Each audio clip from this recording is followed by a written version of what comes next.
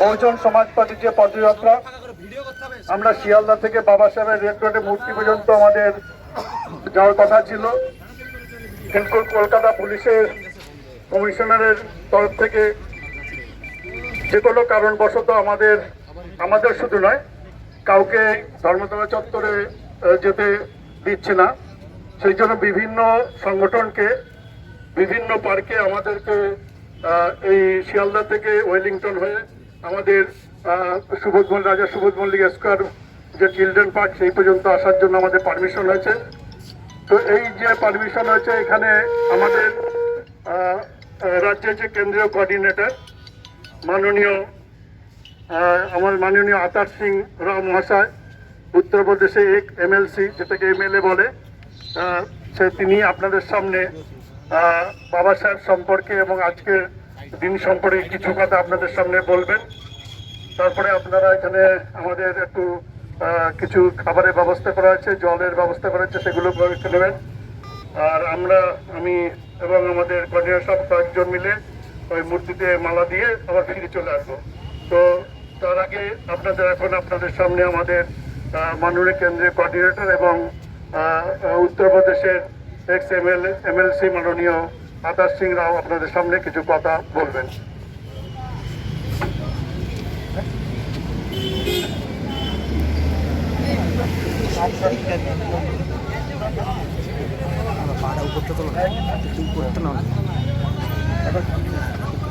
मैं अपनी बात को शुरू करने से पहले पूरे विश्व को मानवता, शांति व संदर्भ का संदेश देने वाले भगवान तथागत के श्री चरणों में नमन करता हूँ।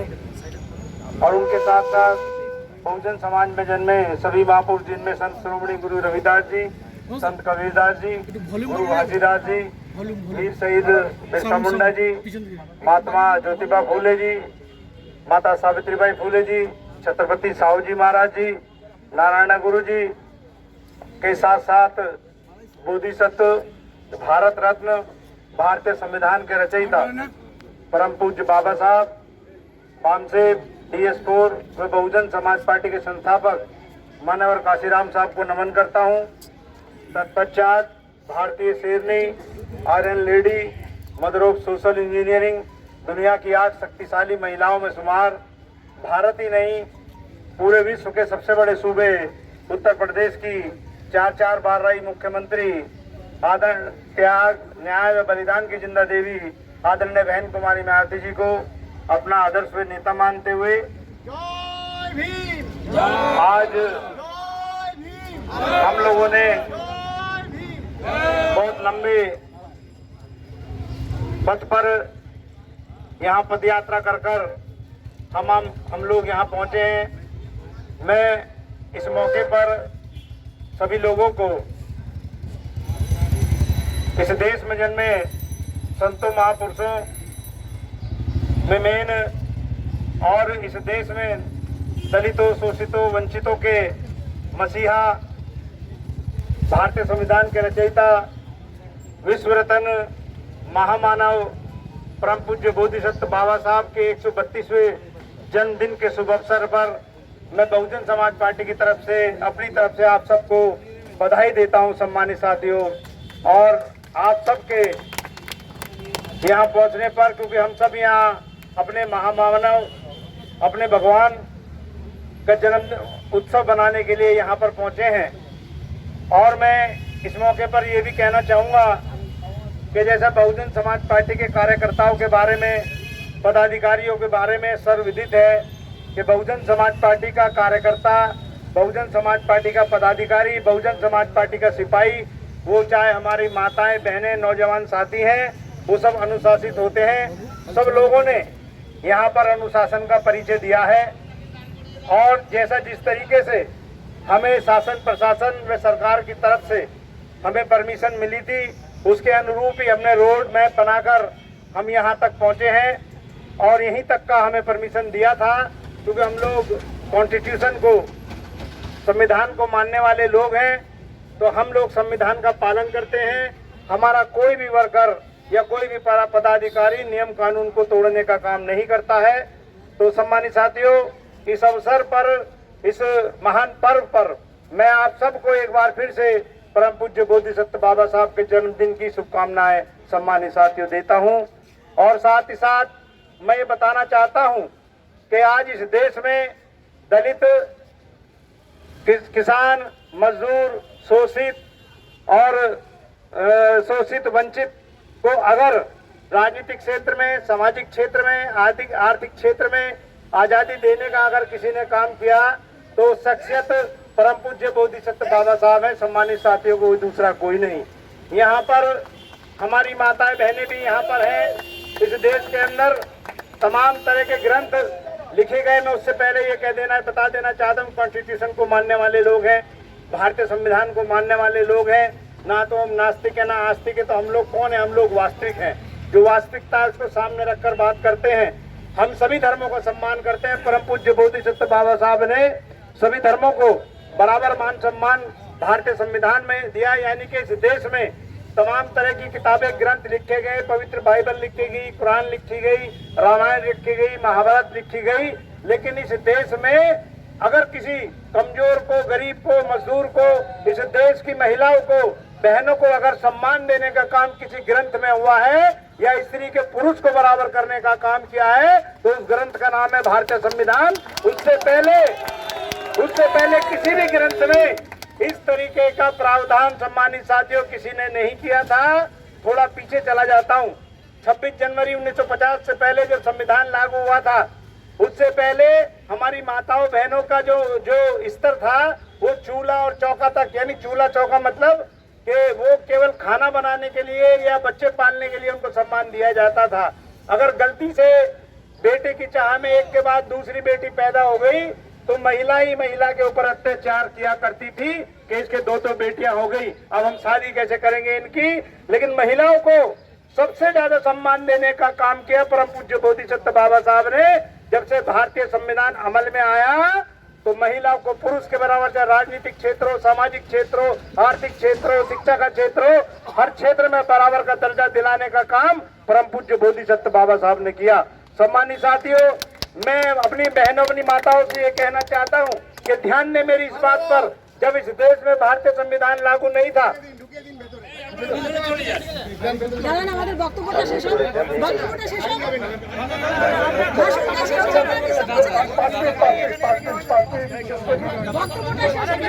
जब इस देश में भारतीय संविधान जब तक लागू नहीं हुआ था तो हमारी माताओं की स्थिति बहुत दयनीय थी। मैं ये कहूंगा, परम पूज्य बोधिसत्व बाबा साहब नहीं होते तो ये संविधान नहीं लिखते तो कल्पना चावला कभी भी अंतरिक्ष में नहीं जा सकती थी। श्रीमती पाटिल देश की प्रथम राष्ट्रपति नहीं बन सकती थी। श्रीमती इंदिरा गांधी देश की प्रधानमंत्री, महिला प्रधानमंत्री नहीं बन सकती थी। और मैं ये भी कहना चाहूंगा कि इस प्रदेश की मुख्यमंत्री ममता बनर्जी अगर एक बार नहीं कई बार मुख्यमंत्री बनी तो वो देन परम पूज्य बोधिसत्व बाबा साहब की है, किसी देश शक्ति की, अलौकिक शक्ति की नहीं है। और इसके साथ साथ चाहे आदरणीय बहन कुमारी मावती जी आबादी के हिसाब से भारत के सबसे बड़े सूबे, और श्रीमती जयललिता जी और आदरणीय बहन कुमारी मावती जी भारत के सबसे बड़े सूबे आबादी के हिसाब से चार बार मुख्यमंत्री बनी। और आज अगर आदिवासी समाज से, एसटी समाज से आदरणीय महामहिम द्रौपदी मुर्मू अगर राष्ट्रपति बनी तो वो देन परम पूज्य बोधिसत्व बाबा साहब के बनाए संविधान की है। वो देन किसी अलौकिक शक्ति, किसी देव शक्ति की सम्मानित साथियों नहीं है। तो मैं ये कहना चाहता हूँ, इस देश में तमाम लोग अपने अपने इष्टों को मानते हैं, अपने अपने देवी देवताओं को मानते हैं। मैं इस पवित्र मन से, बहुजन समाज पार्टी के मन से एक बात कह देना चाहता हूँ सभी धर्म, सभी जाति के लोगों से। इस देश में रहने वाले दला कुचला यानी कि देश का शोषित, वंचित, और इस देश में रहने वाला दलित, किसान, मजदूर, अल्पसंख्यक, बौद्ध, पारसी को अगर किसी ग्रंथ में अधिकार मिले तो उस ग्रंथ का नाम है भारतीय संविधान। आप जिस भी धर्म, किसी भी देवता को मानने वाले हो, मेरा आप लोगों से एक विनम्र अनुरोध है, पवित्र पूजा स्थल पर आप किसी को भी मानते हो आप पूजो, लेकिन मेरा एक अनुरोध है कि जिस किताब ने, जिस अलौकिक किताब ने हम लोगों को राजनीतिक सामाजिक अधिकार दिए, यानी भारतीय संविधान को भी पूजा स्थल पर रखकर और बाबा साहब की फोटो रखकर हमें वहां भी पूजा अर्चना सम्मानित साथियों उनकी भी करनी चाहिए। अगर भारतीय संविधान लागू नहीं होता तो इस देश के हालात आप सब लोग जानते हैं क्या थे। हम लोगों को, इस देश में रहने वाले अनुसूचित जाति जनजाति के लोगों को न पढ़ने की आजादी थी, न लिखने की आजादी थी, न स्कूल में जाने की आजादी थी, न अच्छे कपड़े पहनने की आजादी थी, न ही हम लोग सांसद विधायक तो छोड़िए, मंत्री मुख्यमंत्री छोड़िए, हम लोगों को वोट डालने तक का राइट नहीं था। हम लोगों को वोटिंग राइट यानी के वोट डालने का अधिकार भी नहीं था। सम्मानित साथियों, परम पूज्य बोधिसत्व बाबा साहब ने अंग्रेजों से रिक्वेस्ट की कि जिस तरीके से सामंतवादी पैसे वाले लोगों को अपना विधायक, अपना सांसद, प्रधानमंत्री चुनने का अधिकार है, हम लोगों को भी, मेरे दलित समाज के लोगों को, मेरे आदिवासी समाज के लोगों को, मेरे ओबीसी समाज के, यानी कुल मिलाकर इस देश में रहने वाले दलित, किसान, मजदूर, अल्पसंख्यक, बहुतपासी, कमजोर वर्ग के लोगों को भी अपना सांसद विधायक चुनने का अधिकार होना चाहिए। परम पूज्य बोधिसत्व बाबा साहब ने उधर ब्रिटेन जाकर राम के, उस वक्त जब इस देश गुलाम था, तो ब्रिटेन जाकर राम से, मैकडोनाल्ड से ये अनुरोध किया, जैसे सामंतवादी पैसे वाले लोगों को अपना सांसद विधायक, मंत्री, मुख्यमंत्री चुनने का अधिकार है, हमारे लोगों को भी वोट का राइट, उनको भी मंत्री और मुख्यमंत्री विधायक बनने का, चुनने का अधिकार होना चाहिए। राम से मैकडोनाल्ड ने, सम्मानित साथियों, 1930 में, 1931 में, 1932 में 3 गोलमेज सम्मेलन में, दुनिया जानती है सम्मानित साथियों इस बात को। और उससे पहले परम पूज्य बोधिसत्व बाबा साहब ने तरह तरह के आंदोलन कर हमें भारत की सरजमी पे, हम इस देश के मूल निवासी हैं, हम इस देश में रहने वाले मूल निवासी हैं, हम लोगों को सार्वजनिक स्थलों पर पानी पीने तक की परमिशन भी नहीं थी। गुलाम भारत में सम्मानित साथियों, उस वक्त परम पूज्य बोधिसत्व बाबा साहब ने महाराष्ट्र के मानसरोवर चापदार तालाब में 20 मार्च 1927 को मानसरोवर में हम लोगों को लाठी खाकर, डंडे खाकर हम लोगों को पानी पीने का अधिकार दिला। लाठी डंडे खाने का मतलब कि सम्मानित साथियों, वहां पर हम लोगों को सार्वजनिक स्थलों पर, यानी शूद्र अतिशूद्र, यानी अनुसूचित जाति जनजाति के लोगों को सार्वजनिक स्थलों पर पानी पीने की परमिशन सम्मानित साथियों नहीं थी। परम पूज्य बोधिसत्व बाबा साहब ने बहुत बड़ा आंदोलन किया और चापदार तालाब पर पहुंचे तो तथाकथित कांग्रेस के लोगों ने ये कहा, अंग्रेज अधिकारियों को गुमराह किया कि अगर मैं यहाँ पर शूद्र समाज के लोगों ने, अगर अनुसूचित जाति जनजाति के लोगों ने यहाँ पर सार्वजनिक स्थलों पर पानी पिया तो यहाँ जातीय संघर्ष हो सकता है। परम पूज्य, वहाँ पुलिस लगा दी गई, अंग्रेज पुलिस प्रशासन लग गया। परम पूज्य बोधिसत्व बाबा साहब आंदोलन कर रहे थे, 15-20 लाख लोग, 15-20 हजार लोगों को लेकर मानसरोवर पहुंचे और बाबा साहब ने जैसे ही पानी पिया, लाठीचार्ज हो गया, शर्ट फटा, हाथ टूटा, बाबा साहब के कई जगह चोट लगी। लेकिन हम लोगों को सार्वजनिक स्थलों पर पानी पीने का सबसे पहले अधिकार दिलाने का काम किया तो परम पूज्य बोधिसत्व बाबा साहब ने किया। और बाबा साहब ने यह भी कहा था कि अगर हम इस पानी को पीकर अमर नहीं हो जाएंगे, हम इस पानी को पीकर जीवन भर अमर नहीं रहेंगे, या इस पानी को नहीं पीते तो मर नहीं जाते। लेकिन मैं ये जताना चाहता हूँ कि इस देश में सर्व समाज के लोगों को समान अधिकार है। जब इस महान सरोवर में कुत्ते, बिल्ली, गधे, घोड़े पानी पी सकते हैं तो अनुसूचित जाति जनजाति के लोग पानी क्यों नहीं पी सकते हैं। इसी तरीके का राइट 1930 में कालाराम मंदिर नागपुर में परम पूज्य बोधिसत्व बाबा साहब ने आंदोलन करके हमें पूजा अर्चना करने का अधिकार दिलाने का काम किया। सम्मानित साथियों, मेरा ये कहना है कि अगर परम पूज्य बोधिसत्व बाबा साहब पैदा नहीं होते तो आज हमारी वही स्थिति होती जो गुलाम भारत में थी। आगे हांडी लगी होती है, पीछे झाड़ बंधा होता, हम सार्वजनिक स्थलों पर निकल भी नहीं सकते थे। सम्मानित साथियों, तो हमारा जो ये देन, जो राजनीतिक, सामाजिक, आर्थिक क्षेत्र में जो भी हमें देने का काम किया, किसी अलौकिक शक्ति ने नहीं, किसी देवी देवता ने नहीं, ये हमारे भगवान परम पूज्य बोधिसत्व बाबा साहब ने देने का सम्मानित साथियों काम किया।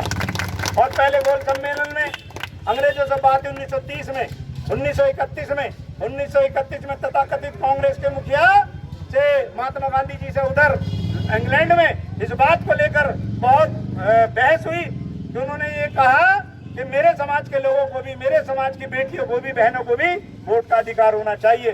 तो अंग्रेज मैं धन्यवाद देना चाहता हूँ इस मंच से राम से मैकडोनाल्ड साहब का, जो उस वक्त ब्रिटेन के प्रधानमंत्री थे। ब्रिटेन से हमारा देश चलता था, देश गुलाम था, तो उन्होंने ये कहा ठीक है, डॉक्टर बी आर अम्बेडकर, हम आपकी बात मानते हैं। और आमने सामने इधर कांग्रेस के पूरी टीम, महात्मा गांधी, जवाहरलाल नेहरू, गोविंद वल्लभ पंत, मदन मोहन मालवीय, सरोजनी नायडू, बहुत सारे नेता एक तरफ और एक तरफ परम पूज्य बोधिसत्व बाबा साहब। सम्मानित साथियों, ठीक ही बहस होने का काम हुआ। उन्होंने कहा माई लॉर्ड, हम आपकी बात मान लेते हैं, लेकिन वोट का राइट उसको होना चाहिए जो कम से कम मैट्रिक पास हो और 4 आने का लगान देता हो। तो कांग्रेस एंड पार्टी के लोग ये चाहते थे कि इस देश में रहने वाले दलित, किसान, मजदूर, अल्पसंख्यक, बौद्ध, पारसी को वोट का राइट नहीं मिलना चाहिए, ये सांसद विधायक नहीं बनने चाहिए। ये उनके हित की बात थी। उन्हें मालूम था अगर ये लोग सांसद विधायक बन गए, पढ़ने का राइट मिल गया, वोट का राइट मिल गया, ये लोग सांसद बन जाएंगे, विधायक बन जाएंगे, हमारी गुलामी कौन करेगा, हमारे जानवरों को निलाने धुलाने का काम कौन करेगा, हमारी बेगारी कौन करेगा। तो ये चाहते थे कि इस देश में रहने वाला दलित, किसान, मजदूर, अनुसूचित जाति, जनजाति का व्यक्ति केवल हमारी सेवा भाव में लग रहे, उनके हित की बात थी। लेकिन परम पूज्य बोधिसत्व बाबा साहब ने ये संकल्प लिया था कि जब तक मैं इस देश में रहने वाले दलित, किसान, मजदूर, अल्पसंख्यक, बौद्ध, पारसी, यानी इस देश के गरीब गुरबों को राजनीतिक शिखर पर नहीं पहुंचा दूंगा, मैं चैन से बैठने का काम नहीं करूंगा। सम्मानित साथियों, परम पूज्य बोधिसत्व बाबा साहब की बात मानकर राम से मैकडोनाल्ड ने हम लोगों को 17 अगस्त 1932 को कॉमनवेल्थ अवार्ड के नाम से एक अध्यादेश जारी किया, जिसमें भारत के दलितों को, शूद्रों को हमें अल्पसंख्यक मानकर हमें रिजर्वेशन देने का, सम्मानित साथियों, काम किया। हमें सबसे पहला रिजर्वेशन कॉमनवेल्थ अवार्ड के तहत मिला, हम लोगों को अल्पसंख्यक माना। और सम्मानित साथियों, 17 अगस्त 1932 को ब्रिटेन की सांसद ने कॉमनवेल्थ अवार्ड के नाम से एक अध्यादेश जारी किया। तो इधर महात्मा गांधी और कांग्रेस के लोगों के पेट में दर्द हो गया कि दलित समाज के लोगों को वोट का राइट मिल गया। और सम्मानित साथियों, खुशी की बात यह है, हमें एक वोट का राइट नहीं मिला था, हमें एक का नहीं, इस देश में रहने वाले शूद्र यानी कि अनुसूचित जाति, जनजाति के लोगों को, हम लोगों को बाबा साहब ने 2 वोट का राइट दिलाया था। सम्मानित साथियों, एक तो हम अपने समाज के व्यक्ति को वोट दे सकते थे, दूसरा वोट वो कि सामंतवादी पैसे वाला व्यक्ति जिसे हम चुनेंगे, जिसे चाहेंगे वो चुनाव लड़ेगा, ऐसा अधिकार दिलाने का काम परम पूज्य बोधिसत्व बाबा साहब ने किया। जब इस तरीके का अधिकार मिला तो आपने सुना होगा कि पूना पैक्ट में कांग्रेस ने और मनुवादी पार्टियों ने, सामंतवादी पार्टियों ने पूना पैक्ट में दलित समाज के लोगों को बहुत बड़े अधिकार दिलाए। सम्मानित साथी, इस पवित्र मंच से बताना चाहता हूँ क्या हुआ था दलित समाज के लोगों के साथ। जब 17 अगस्त 1932 को जब हमें कॉमनवेल्थ अवार्ड के तहत 2 वोट का राइट मिल गया, रिजर्वेशन में मिल गया, पढ़ने लिखने की आजादी मिल गई, मंदिरों में धार्मिक अनुष्ठान करने का हमें अधिकार मिल गया, तो महात्मा गांधी पूना की यरवजा जेल में हंगर स्ट्राइक पर बैठ गए, भूख हड़ताल पर। आपने सुना होगा कि देश की आजादी के लिए महात्मा गांधी ने भूख हड़ताल की थी। मैं बता देना चाहता हूं सम्मानित साथी आप लोगों को कि उन्होंने देश की आजादी के लिए भूख हड़ताल नहीं की, क्योंकि बाबा साहब की रात दिन एक की मेहनत से जो हम लोगों को 2 वोट का राइट मिला था, कांग्रेस के तथाकथित मुखिया कांग्रेस पार्टी ये नहीं चाहती थी कि हम लोगों को वोट का राइट मिले। उसके विरोध में वो हंगर स्ट्राइक पर, भूख हड़ताल पर बैठ गए कि जब तक डॉक्टर बी आर अम्बेडकर इस कॉमनवेल्थ अवार्ड को वापस नहीं लेंगे, मैं अपनी जान दे दूंगा, प्राण त्याग दूंगा, मैं अंत तक ग्रहण नहीं करूंगा। 1 दिन बीता, 2 दिन बीते, 3 दिन बीते, महात्मा गांधी की स्थिति खराब होने लगी। बाबा साहब को धमकियां मिलने लगी कि डॉक्टर बी आर अम्बेडकर, अगर आपने कॉमनवेल्थ अवार्ड नहीं लिया, वापस नहीं लिया, तो महात्मा गांधी के प्राण निकल जाएंगे और इसका हत्या का कलंक आपके माथे पे लगेगा। उन्होंने कहा नहीं, मैं इस बात को नहीं मानने वाला, मैं कुछ नहीं कर रहा हूँ। मैं इस देश में जो सदियों से जो लोग दले गए थे, कुचले गए थे, सामाजिक, राजनीतिक, आर्थिक, शैक्षिक रूप से पीछे थे, उनके लिए मैं कुछ अधिकार लाया हूं। और महात्मा गांधी को बुरा लग रहा था, वो जाने मेरे पे कोई फर्क नहीं पड़ता। उसके बाद जातीय संघर्ष शुरू हो गया, दलित समाज के गांवों को जलाना, झोपड़ों को जलाना शुरू कर दिया गया। उसके बाद बाबा साहब के पास सारे लोग आए और बाबा साहब एक कदम पीछे हटे। उन्होंने सोचा कि सामंतवादी पैसे वाले के लोगों के पास तो हथियार हैं, अवैध हथियार हैं, लाइसेंसी हथियार हैं, हम लोगों के पास तो लाठी डंडे भी नहीं है कि अगर जातीय संघर्ष बढ़ा तो मेरे लोग हताहत होंगे, मारे जाएंगे। बाबा साहब एक कदम पीछे हटे और बाबा साहब ने ये कहा, ठीक है, मैं समझौता करने के लिए तैयार हूं, लेकिन वोट का राइट तो मैं लेकर रहूंगा। सम्मानित साथियों, महात्मा गांधी और परम पूज्य बोधिसत्व बाबा साहब के बीच 24 सितंबर 1932 को एक पैक्ट हुआ, जिसको पूना पैक्ट के नाम से जानते हैं। हमारा 1 वोट का अधिकार कांग्रेस पार्टी के लोगों ने, कांग्रेस पार्टी ने 1 वोट का अधिकार सम्मानित साथियों छीन लिया। जब पूना पैक्ट पे साइन हुए हमारा एक वोट का अधिकार चला गया। जब बाबा साहब अंदर साइन करके बाहर आ रहे तो एक पत्रकार ने पूछा कि डॉक्टर B.R. अम्बेडकर महात्मा गांधी के साथ आपका क्या पैक्ट हुआ, तो उन्होंने ये कहा कि आज महात्मा गांधी ने हमारे बहुत सारे अधिकारों को छीन लिया। मैं विदेश से राम से मैकडोनाल्ड से ब्रिटेन से एक रसदार फल लेकर आया था, जो हमारे दलित समाज के, वंचित समाज के, कमजोर समाज के लोग हैं, उनको मैं थोड़ा थोड़ा अधिकार के रूप में रस देता तो वो भी सामंत वाले पैसे वाले लोगों की तरह भागना दौड़ना शुरू कर देते और क्षेत्र में आगे जाते। लेकिन मुझे बड़े दुख के साथ कहना पड़ रहा है तो उस रस को निचोड़ कर उन्होंने 15% सामंतवादी पैसे वाले लोगों के लिए महात्मा गांधी ने रख लिया और उसका सूखा छिलका मेरे मुंह पे फेंक मारा है। लेकिन आज मैं आपको बता दूं कि मैं, अगर आज मेरे साथ 10 डॉक्टर, 10 इंजीनियर और मेरे साथ अगर 50 मेरे साथ बैरिस्टर वकील साथ होते, मैं मर जाता, लेकिन इस काले अध्याय पर कभी साइन नहीं करता, ऐसा परम पूज्य बोधिसत्व बाबा साहब ने कहा। सम्मानित साथियों, तो हम लोगों को ये पूना पैक्ट के नाम पर कांग्रेस भ्रमित करती है। अरे दलित समाज के भाइयों, मेरे ओबीसी समाज के भाइयों, मेरे आदिवासी समाज के भाइयों, इतिहास के पन्नों में लिखा है कि महात्मा गांधी एंड कंपनी ने, कांग्रेस एंड कंपनी ने हमारे अधिकारों को छीनने का काम किया, ना कि हमको आगे देने का सम्मानित साथियों काम किया। तो सम्मानित साथियों, परम पूज्य बोधिसत्व बाबा साहब ने हम लोगों के लिए तमाम राजनीतिक अधिकार दिलाने का काम किया, पानी पीने का सार्वजनिक स्थलों पर हमें जो है अधिकार दिलाने का काम किया। नासिक में आंदोलन कर 1930 में हम लोगों को धार्मिक अनुष्ठान करने का अधिकार दिया। सम्मानित साथियों, परम पूज्य बोधिसत्व बाबा साहब ना होते तो मैं आज यहाँ विधायक के हैसियत से आपके सामने सम्मान के रूप में ना खड़ा होता, ना स्पीच दे रहा होता, ना आपको संबोधित कर रहा होता, और राष्ट्र पार्टी के राष्ट्रीय अध्यक्ष के प्रतिनिधि के रूप में हमारे अध्यक्ष जी आपके बीच नहीं खड़े होते। अगर ये मान सम्मान इस देश में रहने वाले दलित, किसान, मजदूर, अल्पसंख्यक, बौद्ध, पारसी को हर मंच पर अपनी बात रखने का, राजनीतिक सामाजिक अधिकार दिलाने का काम अगर किसी शख्सियत ने किया है, तो किसी भगवान ने किया है, तो भगवान का नाम परम पूज्य बोधिसत्व बाबा साहब है। सम्मानित साथियों, कोई दूसरा नहीं। सम्मानित साथियों, मैंने जैसे बताया कि हमारी बहनें यहाँ हैं, आपको भी अगर यानी कि स्त्री को पुरुष के बराबर करने का काम परम पूज्य बोधिसत्व बाबा साहब ने किया, तो बाबा साहब ने तमाम तरह के अधिकार दिलाकर हम लोगों को सामाजिक, राजनीतिक, आर्थिक हर क्षेत्र में बराबर का दर्जा देने का काम परम पूज्य बोधिसत्व बाबा साहब ने किया है। और समय समय पर परम पूज्य बोधिसत्व बाबा साहब को अपमानित करने का, बाबा साहब को हर वक्त बाबा साहब को नीचे दिखाने का काम कांग्रेस एंड पार्टी और कट्टरपंथी पार्टियों ने किया। सम्मानित साथियों, अब सब लोग जानते हैं, संविधान सभा में जब जाने की बात थी तो परम पूज्य बोधिसत्व बाबा साहब के साथ इसी कांग्रेस एंड पार्टी के लोगों ने धोखा देकर उनको पैसा पानी की तरफ आकर, यानी कजरोल कर को तोड़कर, उनके पीए को तोड़कर बाबा साहब को चुनाव हराने का काम किया। इस पवित्र मंच में एक बात और कह देना चाहता हूँ, आज मैं बहुत ही इम्पोर्टेंट जगह पर खड़ा हूँ। ये कहूँगा कि यहाँ की धरती बड़ी भाग्यशाली है। सबसे पहले तो मैं वेस्ट बंगाल के सभी बहनों भाइयों को, जितने लोग यहाँ मौजूद हैं, सभी को मैं सीट झुकाकर नमन करना चाहता हूँ। मैं सीट झुकाकर सीट को पाकिस्तान में, यानी कि पाकिस्तान में देने का काम किया कि राड़ कटी महात्मा गांधी जो परम पूज्य बोधिसत्व बाबा साहब वहाँ के, क्योंकि कांग्रेस एंड पार्टी के लोग, कट्टरपंथी लोग नहीं चाहते थे कि डॉक्टर B.R. अम्बेडकर संविधान सभा में आए, कि अगर ये संविधान सभा में आ गए तो इनको ऐसे राइट दे जाएंगे कि जन्म जन्मांतर ये हमारे सामने खड़े रहने का काम करेंगे। उनकी सोच गलत नहीं थी। सम्मानित साथियों, उनकी सोच गलत नहीं थी। परम पूज्य बोधिसत्व बाबा साहब संविधान सभा में पहुंचे, और सम्मानित साथियों, संविधान सभा में होने को तो 8-10 लोग थे, लेकिन 2 बाहर रहते थे, 2 बीमार रहते थे, कुछ विदेश रहते थे। परम पूज्य बोधिसत्व बाबा साहब के कंधों पर भारतीय संविधान बनाने का पूरा जो, यानी कि पूरा का पूरा जिम्मेदारी परम पूज्य बोधिसत्व बाबा साहब पे आ गई। बाबा साहब ये मौका ढूंढ रहे थे। बाबा साहब ने सभी धर्मों को बराबर सम्मान दिया, बहन भाइयों को बराबर सम्मान दिया, माताओं बहनों को बराबर सम्मान दिया।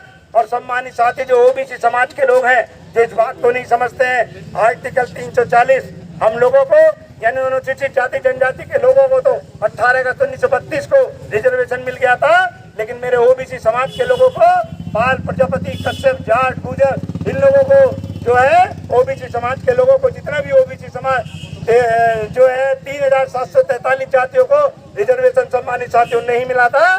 तो वो रिजर्वेशन भारतीय संविधान में आर्टिकल 340 की 15(4)(16)(4) में ये व्यवस्था की कि जैसे अनुसूचित जाति जनजाति के लोगों को राजनीतिक सामाजिक हर क्षेत्र में अधिकार है, आर्टिकल 340 की 15(4) 16(4) ये कहती है कि अनुसूचित जो है ओबीसी समाज के लोगों को भी वही राइट होगा जो अनुसूचित जाति जनजाति के लोगों को होगा। तो सम्मानित साथियों, मैं ओबीसी समाज के लोगों से कहना चाहता हूं कि आपको भी अगर अधिकार दिलाने का, रिजर्वेशन दिलाने का काम आर्टिकल 340 बाबा साहब नहीं लिखते तो आप लोग आज सांसद विधायक, अरे मैं नरेंद्र मोदी जी को कहना चाहता हूं, अगर आर्टिकल 340 नहीं लिखा जाता तो आज वो प्रधानमंत्री की कुर्सी पर सम्मानित साथियों नहीं होते। ये देन भी परम पूज्य बोधिसत्व बाबा साहब के सम्मानित साथियों।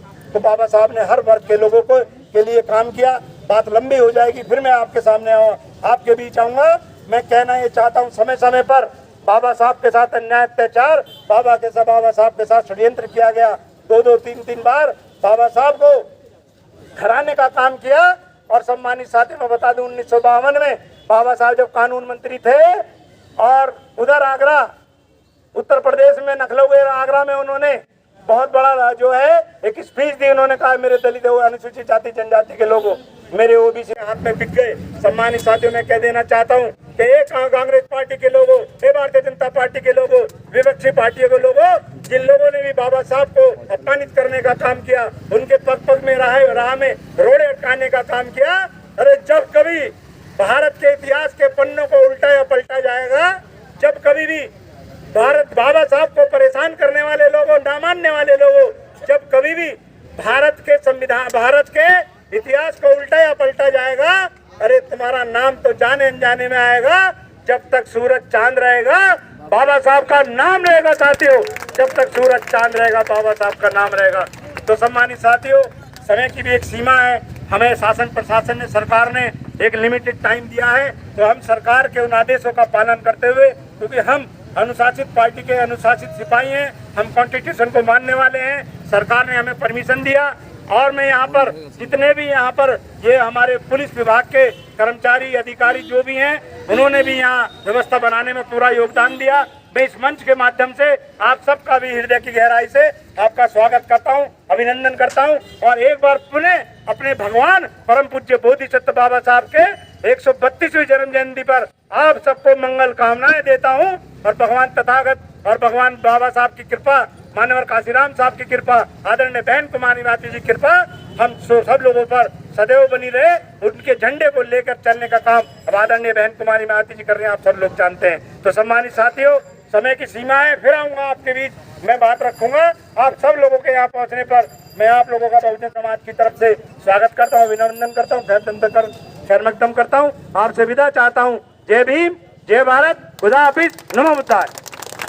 হ্যালো, যে আপনার যে বক্তব্য শুনছেন, এখন আপনার আমাদের গাড়িটার ডান দিকে, গাড়ির ড্রাইভার ডান দিকে দেখুন ট্রাম দাঁড়িয়ে আছে, আর আপনারা যারা আছেন তারা এই ভিতরে পার্ক খুলে দিয়েছে, ওখানে চলে যান, সবাই রাস্তাটা পরিষ্কার করে দেন। আর আমাদের যে গাড়ি আছে সেগুলো ডান দিকে ওই পার্কের পাশ দিয়ে রেখে দেন, এর পাশে রাস্তাটা খুলে দেন, ছেড়ে দিন, তো ছেড়ে দিন। আর আপনাদের টিফিন ব্যবস্থা করি। जिन महापुरुषों ने दी है कुर्बानियाँ, अर्पित उनको श्रद्धा सुमन कीजिए।